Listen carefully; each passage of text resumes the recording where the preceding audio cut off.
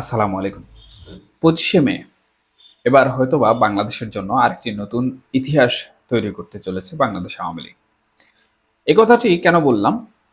এবং 25শে মে ঘিরে বাংলাদেশের যে রাজনৈতিক মহল, সেই রাজনৈতিক মহলগুলোর মধ্যে এত তৎপরতা কেন? আবার আমরা লক্ষ্য করছি শুধু বাংলাদেশ আওয়ামী লীগ নয়, বাংলাদেশের অন্যান্য যে সকল রাজনৈতিক দলগুলো রয়েছে, সেই রাজনৈতিক দলগুলোরও কিন্তু এই 25শে মে নিয়ে অনেক মাথা ব্যথা রয়েছে। ইতিমধ্যে সামাজিক যোগাযোগ মাধ্যম থেকে শুরু করে বিভিন্ন জায়গায় আমরা আওয়ামী লীগের তৃণমূল পর্যায় থেকে শীর্ষস্থানীয় পর্যায়ের নেতাকর্মীদের কিছু খুদে বার্তা লক্ষ্য করেছি এবং তাদের সেই খুদে বার্তায় যে বিষয়টি স্পষ্টভাবে ফুটে উঠেছে সেটি হচ্ছে 25শে মে কিংবা এর পূর্বে তারা ঢাকায় একটি বিশাল সমাবেশ করার উদ্যোগ নিয়েছে। এমনকি যারা বিদেশে রয়েছেন, বাংলাদেশ আওয়ামী লীগের পক্ষে বিভিন্ন ধরনের কথাবার্তা বলেন ইউটিউবার এবং আগে আওয়ামী লীগের বিশিষ্ট নেতৃবৃন্দ ছিলেন বা নেতা ছিলেন, তারাও কিন্তু তাদের কথাবার্তায় এই বিষয়টির ইঙ্গিত দিচ্ছেন যে হয়তোবা 25শে মে কিংবা এর পূর্বে একটি বিশাল সমাবেশ করবে, যেখানে 10 কিংবা তার বেশি লাখ মানুষ উপস্থিত থাকবে। এখন ঢাকার মতো একটি জায়গায় যদি আওয়ামী লীগের 10 লাখ নেতাকর্মীরা উপস্থিত থাকেন, তাহলে 25শে মে বাংলাদেশ একটা বড় পরিবর্তন দেখতে পাবে এবং সেই পরিবর্তনের মাধ্যমে হয়তোবা শেখ হাসিনা ওই দিন দেশে ফেরারও একটি পরিকল্পনা রয়েছে। আবার ওই দিন বাংলাদেশ আওয়ামী লীগ আরেকটি 5ই আগস্ট ঘটিয়ে ক্ষমতা দখল করে নেওয়ার একটি পরিকল্পনা রয়েছে। অন্তর্বর্তীকালীন সরকারও 25শে মে ঘিরে তাদের একটি পরিকল্পনা দিয়ে রেখেছে, যেটি বিচার বিভাগ কর্তৃক দেওয়া হয়েছে। এখন এই বিষয়টি আসলে এক ধরনের জটলা পাকিয়ে গেছে, তালগোল পাকিয়ে গেছে সামাজিক যোগাযোগ মাধ্যমগুলোর বিভিন্ন ধরনের কথাবার্তা এবং তথ্য উপাত্তের মাধ্যমে। আমরা জানি যে সামাজিক যোগাযোগ মাধ্যমে এমন কিছু তথ্য বাবা রয়েছেন, ইউটিউব প্ল্যাটফর্মেও এমন কিছু তথ্য বাবা রয়েছেন যারা বিভিন্ন ধরনের আজগুবি তথ্য দিয়ে থাকেন এবং তাদের তথ্যের উপর ভিত্তি করে কিন্তু যে সকল বিষয়বস্তু অন্যান্য নেতৃবৃন্দ বা অন্যান্য মানুষজন প্রচার করে থাকেন, তারা রাতে প্রচার করার পর সকালে ঘুম থেকে উঠে যখন দেখেন আসলে তথ্য বাবার সেই কথা হয়নি বা ফলেনি, এবং ঘুম থেকে উঠে উনি হতাশ হয়ে যান। তবে এখানেই সমাপ্ত হয় না, বরঞ্চ পরের দিন রাতে আরেকটি নতুন তথ্য নিয়ে তথ্য বাবা হাজির হয়ে যান এবং সেই তথ্য নিয়ে আবার সেই ব্যক্তি নতুন জল্পনা কল্পনা শুরু করে দেন ওই রাতে, এবং ঘুমানোর পর পরের দিন সকালে আবার বিষয়টা ক্লিয়ার হয়ে যায়। যাই হোক, অপ্রাসঙ্গিক কথা বলে ফেলছি। এখন প্রসঙ্গ যেটি সেটি হচ্ছে 25শে মে আসলে কি হতে চলেছে এবং অন্তর্বর্তীকালীন সরকার কি করতে চলেছে, আওয়ামী লীগ কি করতে চলেছে।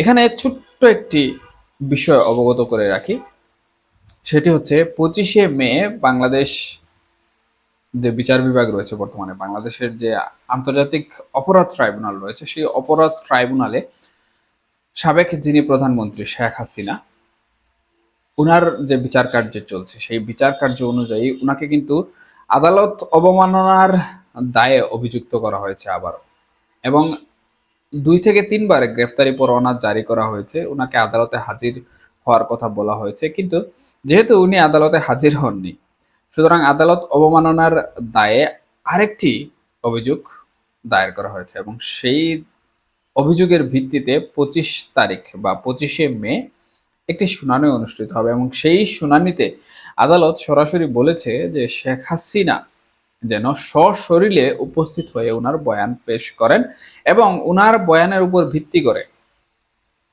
একটি রায় আদালত দিয়ে দিবে। এখানে আইনজীবী পরিষদের যে চিন্তা ভাবনা, তারা এই ধরনের চিন্তা ভাবনা করছেন যে অবশ্যই শেখ হাসিনা উপস্থিত হবেন না, এটা সবাই জানে। উপস্থিত হওয়ার কোনো লক্ষণও দেখা যাচ্ছে না। বাংলাদেশের যে বিচারিক প্রক্রিয়া বা ভারতের সাথে যে চ্যানেল, কূটনৈতিক চ্যানেল, সেই কূটনৈতিক চ্যানেল থেকে কিন্তু এখন পর্যন্ত কোনো তথ্য পাওয়া যায়নি। ইতিমধ্যে আমরা দেখেছি ভারত বিভিন্নভাবে এই বিষয়টি এড়িয়ে গিয়েছে, কিন্তু অন্তর্বর্তীকালীন সরকার নানা ধরনের কথাবার্তা বলেছে যে ইন্টারপোলের মাধ্যমে শেখ হাসিনাকে ফিরিয়ে আনবে, কিন্তু ইন্টারপোলের যে ডাটাবেজ রয়েছে, যে ওয়েবসাইট রয়েছে, সেই ওয়েবসাইটেও কিন্তু আমরা এই ধরনের কোনো তথ্য দেখতে পাইনি।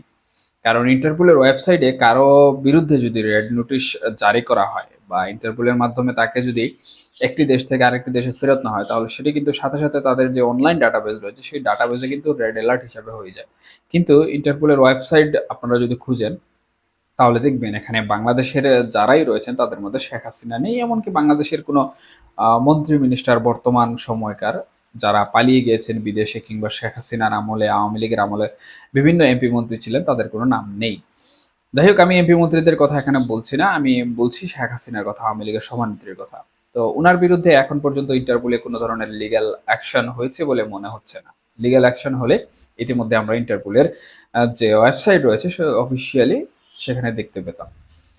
তাহলে এখানে ভারতও কোনো প্রকার ছাড় দিচ্ছে না।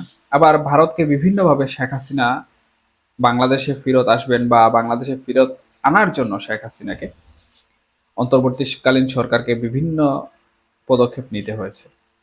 আমরা দেখেছি যে নরেন্দ্র মোদীর সাথে যেখানে থাইল্যান্ডে সাইডলাইনে বৈঠক হয়েছে, সেই বৈঠকেও কিন্তু নরেন্দ্র মোদীর কাছ থেকে শেখ হাসিনার বিষয়ে জানতে চাওয়া হয়েছে বা ফেরত দেওয়ার প্রসঙ্গে কথা বলা হয়েছে, কিন্তু শেখ হাসিনা প্রসঙ্গে মোদী কোনো ধরনের কথা বলেননি।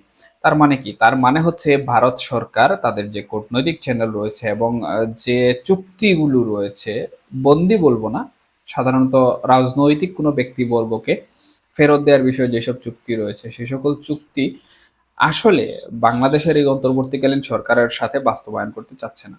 সেটা যে কারণেই হোক, শেখ হাসিনার সাথে কিংবা আওয়ামী লীগের সাথে বন্ধুত্বপূর্ণ সম্পর্কের কারণে হোক কিংবা অন্য কোনো কারণে হোক। তো যেহেতু শেখ হাসিনাকে ফেরত দেওয়া হবে না বা শেখ হাসিনা বাংলাদেশে ফেরত আসবেন না, ওই দিন সশরীরে আদালতে উপস্থিত হবেন না, তাহলে রায় কি হতে পারে? তাহলে কি শেখ হাসিনা ফাঁসির আসামি হয়ে যাচ্ছেন? রায় কি শেখ হাসিনাকে ফাঁসির কাস্টে ঝুলানোর বিষয়ে চলে আসবে? এ ধরনেরও কিন্তু কথাবার্তা বলা হচ্ছে। এখন এই যে দুটি বিষয়, এই দুটি বিষয় আমি প্রথমে যে বিষয়টি বললাম যে আওয়ামী লীগের লক্ষ লক্ষ নেতাকর্মী সমাবেশ করবে, আসলে মূলত এই রায়ের যে গুঞ্জনটি উঠেছে যে ওই দিন শেখ হাসিনার ফাঁসির রায় হয়ে যেতে পারে, এই ধরনের একটি গুঞ্জন উঠেছে, এই বিষয়ে কিন্তু আইনজীবী যারা রয়েছে তাদের কাছ থেকে সঠিক কোনো তথ্য পাওয়া যায়নি। অনেকেই বলছেন যে এই ধরনের কোনো কিছু আসলে ঘটবে না, এটি সম্পূর্ণরূপে সামাজিক যোগাযোগ মাধ্যমে প্রচার করা মিথ্যা এবং বানোয়াট তথ্য। আবার এ ধরনের কোনো রায় দিয়ে দিলে যে বাংলাদেশ আওয়ামী লীগের নেতাকর্মীরা ঘরে বসে থাকবেন তাও কিন্তু নয়। সুতরাং এই যে একটি দ্বিমুখী অবস্থা তৈরি হয়েছে, এই দ্বিমুখী অবস্থার কারণেই কিন্তু আওয়ামী লীগ মানে অভ্যন্তরীণভাবে একটি বড় সমাবেশের ডাক দিয়েছে। এটি বলা যায় যে তাদের একটি আগাম প্রস্তুতি। এবং অনেকেই বলছেন যে এই প্রস্তুতি যদি হয় এবং ওই দিন যদি রায় দেওয়ার কোনো বিষয়বস্তু থাকে, তাহলে যেভাবে তারা বলছেন যে 10 থেকে 20 লাখ নেতাকর্মী ঢাকা উপস্থিত হবেন এবং শেখ হাসিনাও যদি ওই দিন ফিরে আসেন, কোনোভাবে বাংলাদেশে চলে আসেন, তাহলে কিন্তু বাংলাদেশে আরেকটি 5ই আগস্ট না ঘটলেও বাংলাদেশের মানুষ এমন একটি ইতিহাস দেখবে যে ইতিহাসের কারণে আওয়ামী লীগ বাংলাদেশে পুনরায় ক্ষমতায় বহাল হয়ে যাওয়ারও সম্ভাবনা তৈরি হচ্ছে।